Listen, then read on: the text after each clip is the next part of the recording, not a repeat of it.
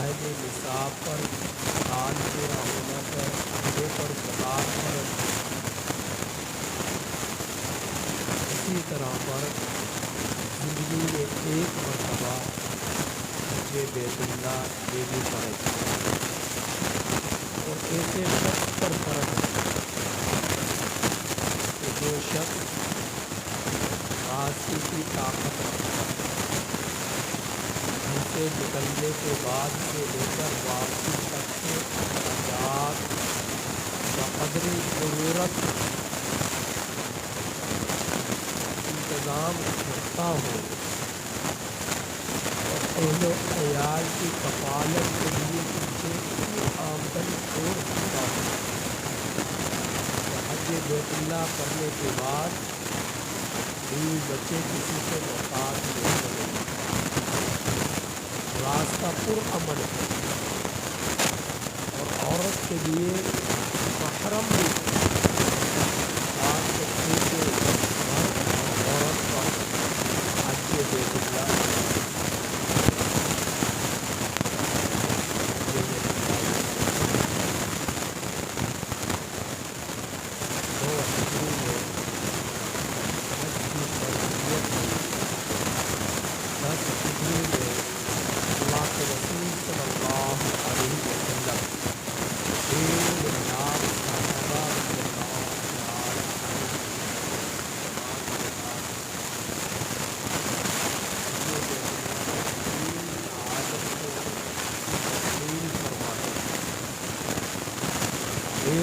صحابہ کی جماعت کے ساتھ،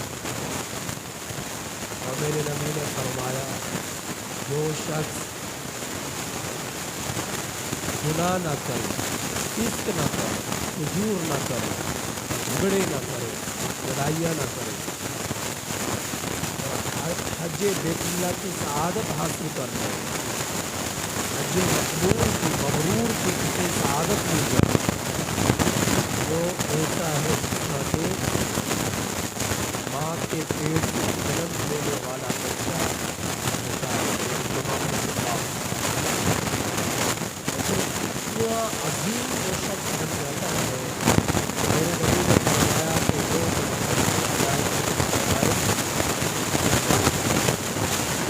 یہاں تک کہ وہ اپنے گھر میں داخل ہوتا ہے، گھر کے اندر داخل ہونے سے پہلے دعائیں کرواؤ،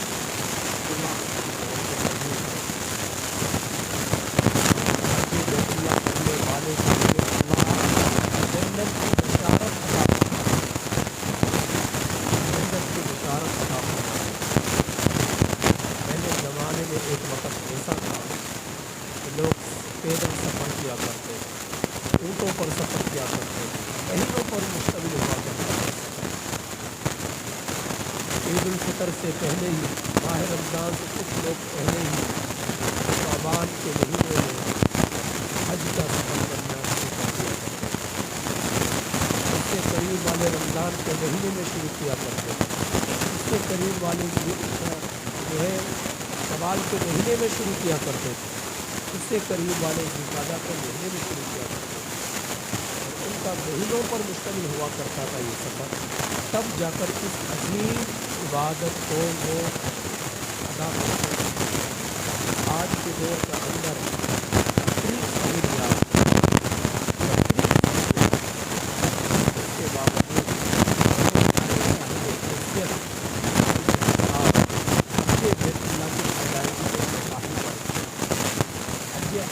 بیت اللہ کی ادائیگی میں کوتاہی برتتے ہیں۔ اللہ رب العزت کے گھر کا حج کرنا جو ہے ابراہیم علیہ السلام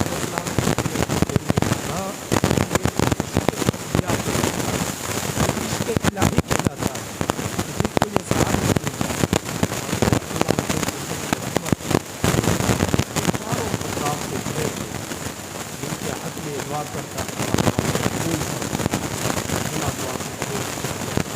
حج جیسی عظیم عبادت سے کوئی شخص محروم اور جو شخص ایک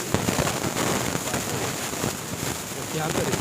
اللہ نے اس کو مال دیا، ہر سال وہ حج کے لیے جاتا ہے، ہر سال क्या करें?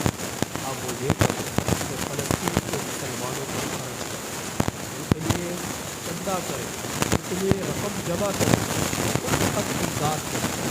अब उसके लिए अजीम काम दे उनके अल्लाह का आइन करदा फ़र्ज वो पूरा कर चुका है। अब नफली हज है जितने भी करने नफली इबादत में सबसे अजीम इबादत फ़लस्तीन के शहदा के बच्चों पर बच्चियों पर आज औलाद पर खर्च करना है, उनके लिए खुराक मुहैया करना है, उनके लिए इमदाद मुहैया करना है, उनके लिए जो है चंदा जमा करना है और उन तक पहुँचाना है। अब अजीम इबादत ये नफली इबादत तो फ़र्ज पहले है, नफल बाद में है, लेकिन फ़र्ज जो अदा कर चुका है क्या करे? वो अपने फ़लस्तीनी भाइयों पर फ़र्ज आज उन पर जुल्म हो रहा है, आज उनके घर से निकाला जा रहा है, आज उनके सर ज़मीन से उन्हें निकाला जा रहा है। मुसलमान की जिम्मेदारी ये बनती है कि उसकी फ़िक्र करें, ये मुसलमान की जिम्मेदारी बनती है। अल्लाह रब्बुल इज़्ज़त ने अपने बंदों पर हक अदा किया। हज़रत आदम अलैहिस्सलाम ज़मीन को पुकारे, अल्लाह रब्बुल इज़्ज़त ने फरमाया कि 4 काम, इनमें से एक काम मेरे लिए, एक काम आदम तेरे लिए, और फिर फरमाया कि एक काम ऐसा है जो मेरे और तेरे दरमियान है, और फिर फरमाया कि एक काम ऐसा है तेरे और बंदे के दरमियान, तेरे और बंदे के दरमियान। फरमाया वो क्या है? अल्लाह रब्बुल इज़्ज़त ने फरमाया कि आदम मेरे लिए तो ये है कि मेरे सिवा किसी की इबादत करती और मेरे साथ किसी को शिरक ना कराया जाए, क्योंकि शिरक जो है इन्ना शिरक अज़ीम, लिहाजा ज़ुल्म के अक़साम में सबसे भारी खतरनाक होलनाक किस्म की ज़ुल्म जो है अल्लाह रब्बुल इज़्ज़त की ज़ात और सिफ़ात और अफ़आल में गैर को शरीक ठहराना। फरमाया कि मेरे साथ किसी को शरीक न करें, ये अपनी औलाद में ऐलान कर देगा। लिहाजा आदम अलैहिस्सलाम से फरमाया कि ए आदम तेरे लिए क्या है? ए आदम तेरे लिए ये है कि तू मेरी इबादत कर, तेरे लिए ये है कि तू मेरी इबादत कर, और तेरे और मेरे दरमियान क्या है? तेरे और मेरे दरमियान ये है कि तेरे और मेरे दरमियान ये है कि तू मुझसे दुआ मांग, और मैं तेरी दुआ कबूल करूँ।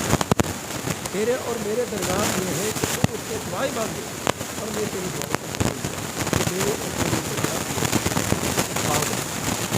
और तेरे और मखलूक के दरमियान क्या है? तेरे औलाद के दरमियान क्या है? तेरे और मेरी औलाद के दरमियान ये है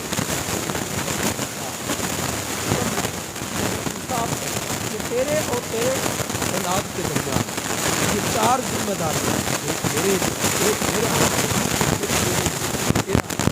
तेरे लिए एक काम, एक तेरे और मेरे दरमियान एक काम है, और एक तेरा और तेरे औलाद के दरमियान एक काम है। तो मैं कि मेरे लिए क्या है? मेरे इजाज़त इबादत न करना, शिरक करना। तेरे लिए क्या है? मेरे सिवा किसी की इबादत न करें। और फरमाया तेरे और मेरे दरमियान क्या है कि तुम मुझसे दुआ मांगे और मैं तेरी दुआ को कबूल करूँ। और बंदे के दरमियान क्या है कि तेरी और तेरी औलाद के दरमियान क्या है? तो इंसाफ करे। अगर मूसा अलैहिस्सलाम ने अल्लाह के नाशकानी से फरमाया अल्लाह तो अपने बंदों में इंसाफ कैसे करता है? अल्लाह तो अपने बंदों में इंसाफ कैसे करता है? अल्लाह रब्बुल इज़्ज़त ने फला नदी के पास चला जा, फला नदी के पास चला जा, चश्मे के पास चला जा, और वहाँ जाकर देखना तुझे मैं दिखाऊंगा मैं इंसाफ कैसे करता हूँ। वो चले गए। हज़रत मूसा अलैहिस्सलाम नदी के किनारे एक टीले की चोटी पर चढ़कर गए, देखा कि एक शख्स आ रहा है नदी में कश्ती में सवार, और नदी के सवार दूसरे किनारे पर जाने के बाद उसने क्या किया? उसने वज़ू किया, तो कुछ पानी पिया और फिर मुसल्ला बिछाया और नमाज में मशगूल हुआ। फिर देखा कि एक बच्चा आया, उसके पास एक थैली थी अशरफियों की, 1000 अशरफियों की उसके पास थैली थी। एक बच्चा आया और उस बच्चे ने उस थैली को उठा लिया और उठाकर वो चला गया। اٹھا کر وہ چلا گیا۔ تو پھر دیکھا کہ تھوڑی دیر بعد کہ ایک اندھا اور اندھا آ کر اس کے پاس رک گیا۔ حضرت موسیٰ علیہ السلام یہ سارا منظر دیکھ رہے تو پھر کیا دیکھا، جب اس شخص نے سلام پھیرا، سلام پھیرنے کے بعد دیکھا کہ اس کے پاس تھیلی نہیں ہے۔ تو اس نے سمجھا کہ اس کی میں نے چرا لی۔ اس نے کہا میری تھیلی دے جو اس نے چرائی ہے۔ تو کہنے لگا کہ میں تو جانتا ہے میں اندھا ہوں، میں تو دیکھ ہی نہیں سکتا، مجھے کیا معلوم تیری تھیلی کہاں ہے، تو کیسے چرا سکتا تھا، میں تو اندھا ہوں۔ کہ نہیں تو نہیں چرائی ہے، دے میری تھیلی ورنہ تجھے قتل کر دوں گا، تجھے قتل کر دوں گا۔ میرے پاس یہ ہوتی تو وہ دیتا۔ اس نے کیا اس کو قتل کر دیا، اندھے کو مار دیا، اندھے کو مار دیا۔ حضرت موسیٰ علیہ السلام یہ سارا منظر دیکھ رہے فرمایا کہ اے اللہ یہ کیسا انصاف ہے۔ اللہ رب العزت نے فرمایا کہ یہ انصاف ایسا ہے کہ جو بچہ آیا تھا اس کا باپ اس شخص کے ہاں ملازمت نوکری کرتا ہے، لیکن اس نے اس کی اجرت نہیں دی اور وہ اسی حال میں مر گیا۔ تو اس کا جو حق بنتا تھا وہ اپنا حق لے کر چلا گیا۔ فرمایا کہ اس اندھے کا کیا معاملہ ہے؟ فرمایا کہ اندھے کا معاملہ یہ ہے کہ اس اندھے نے اس نماز پڑھنے والے کے والد کو قتل کیا تھا۔ اس اندھے نے اس نماز پڑھنے والے کے والد کو قتل کیا تھا، تو آج اس نمازی نے اس کے اندھے کو قتل کر دیا تو قصاص برابر ہو گیا، باپ کا انتقام لے لیا۔ تو میں اس طرح انصاف کرتا ہوں۔ ایک شخص تھا، اس نے سمندر سے ایک مچھلی کو پکڑا اور مچھلی پکڑ کر جا رہا، اب غریب تھا، کھانے کے لیے مچھلی کافی دنوں بعد ہاتھ آئی اور اسے لے کر وہ جا رہا ہے۔ دیکھے کہ ایک پولیس والا آیا، یعنی اس زمانے کا جو څوکیدار تھا، جو سرکاری ملازم تھا، وہ آیا اس کے پاس، اس وقت کا ہتھیار تھا۔ اس نے کہا کہ یہ مچھلی مجھے دے دو۔ اسے دیکھا تو کہا مچھلی مجھے دے دو۔ اس نے کہا کہ بھائی میں کیسے دے سکتا ہوں، میں اپنے بچوں کے لیے لے کر جا رہا ہوں، اگر لینا چاہتے ہو تو کچھ قیمت دے دو، نہیں چاہتے ہو تو کچھ اس کی قیمت دے دو تاکہ میں اس قیمت کے بدلے میں کچھ اور خرید لوں گا، لیکن آپ ایسا نہ کریں، بغیر قیمت کے لیے نہیں دے سکتے۔ اس نے دھمکی دی اور مچھلی اس سے چھین کر لے جا کر اپنی بیوی کو دے دی۔ وہ مچھلی لے جا کر اپنی بیوی کو دے دی کہ پکاؤ۔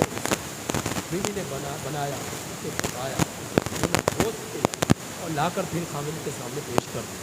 جب وہ کھانے لگا، اسے توڑنے لگا، اللہ نے اس میں طاقت دے دی، اس میں جان دے دی، اس میں روح پھونک دی۔ اب کیا ہوا، اس مچھلی نے اسے کاٹ لی۔ مچھلی نے جب اسے کاٹ لیا تو اس کے ہاتھ گلنا شروع ہو گیا ڈاکٹروں کے پاس۔ انہوں نے کہا اس کو جو ہے گھٹنوں سے کاٹنا، ورنہ زہر اوپر تک پھیل جائے، گھٹنوں تک کاٹ ڈالا گیا۔ پھر دیکھا کہ وہ زہر اور اوپر پھر بھی پھیل گیا۔ اس نے کہا کونیوں تک کاٹ ڈالا، کونیوں تک کاٹ دیا گیا، اس آگے شانوں تک کاٹ ڈالا، شانوں تک کاٹ دے گا۔ وہ بڑا پریشان، کیا ہو؟ اب اس کی نظر کسی اللہ والے پر پڑی تو اس نے کہا کہ کیا معاملہ ہوا؟ تو اس نے کہا کہ میں کیا کروں، بیماری ایسی ہے کہ ختم ہونے کا نام نہیں لے رہی اور جسم گل رہا ہے، سڑ رہا ہے اور ختم نہیں ہو رہا۔ اس نے کہا کہ پھر انہیں کسی کا حق تو نہیں کھایا؟ کہ ہاں، ایک غریب شخص تھا، اس کی مچھلی میں لے کر اپنے گھر میں لے کر آیا تھا اور اس مچھلی کو میں نے کھایا تو اس نے مجھے ڈس دیا۔ جب تک اس غریب کا تو حق ادا نہیں کرے گا اس وقت تک تیرا جسم جو گلتا رہے گا، یہ سڑتا رہے گا۔ اور پھر ایسا ہوا، اس کو فوراً اس کا ذہن گیا اور اس نے اس سے جا کر معافی مانگی اور اس کی قیمت ادا کی اور مچھلی بھی واپس کی۔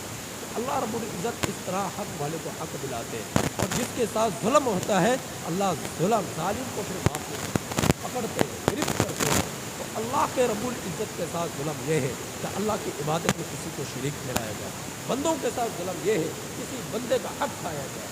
بندے کا ساتھ ظلم یہ ہے کہ کسی بندے کو قتل کیا جائے، اس کا حق کھایا جائے، اس کا مال چرایا جائے۔ تو زندگی اس طرح گزارو کہ تم سے نہ تمہارے رب کا حق ضائع ہو، نہ تم سے تمہارے اللہ کے مخلوق کا حق ضائع ہو، اور اللہ کے مخلوق میں انصاف ہو، نا انصافی نہ ہو، اللہ کی مخلوق میں انصاف ہو۔ اگر تم ایسا نہیں کرو گے تو اللہ رب العزت دیکھ رہا ہے، اللہ بصیر بما تعملون، جو کچھ تم کرتے ہو وہ دیکھتا ہے، اور تم اپنے رب سے چھپ نہیں سکتے، بھاگ نہیں سکتے۔ تم چاہے سمندروں کی گہرائیوں میں چلے جاؤ وہ تمہیں دیکھے گا۔ لہٰذا اپنے اندر خشیت الہی پیدا کرو، اللہ رب العزت کا خوف پیدا کرو۔ نماز پڑھنی ہے اس میں خوف ہو، زکوٰۃ ادا کرنی اس میں خوف ہو، روزے رکھنے اس میں خوف ہو، اذکار کرنے اس میں خوف ہو، تجارت کرنی اس میں خوف ہو۔ جب تک آپ کے دل میں اللہ رب العزت کا ڈر نہیں آئے گا نا، کسی گناہ سے آپ نہیں، کسی گناہ سے بچنا آپ کے لیے ناممکن ہے۔ خوف الہی وہ چیز ہے جو انسان کو کوئی دیکھے یا نہ دیکھے تنہائی میں بھی گناہ کرنے سے روکتی ہے۔ اگر جب اللہ کا خوف کسی کے دل میں نہ رہے تو پھر انسان بڑا سے بڑا فرعون بن جاتا ہے، بڑا سے بڑا قارون بن جاتا ہے، بڑا سے بڑا شداد بن جاتا ہے، حامان بن جاتا ہے، کیونکہ اس کے اندر اللہ رب العزت کا خوف نہیں ہے۔ تو موت سے پہلے جب تک صحت ملی ہے، طاقت ملی ہے، جوانی ملی ہے، اللہ رب العزت سے ڈرتے رہنا چاہیے۔ اللہ پاک سے دعا ہے کہ اللہ تعالیٰ عمل کی توفیق نصیب فرمائے۔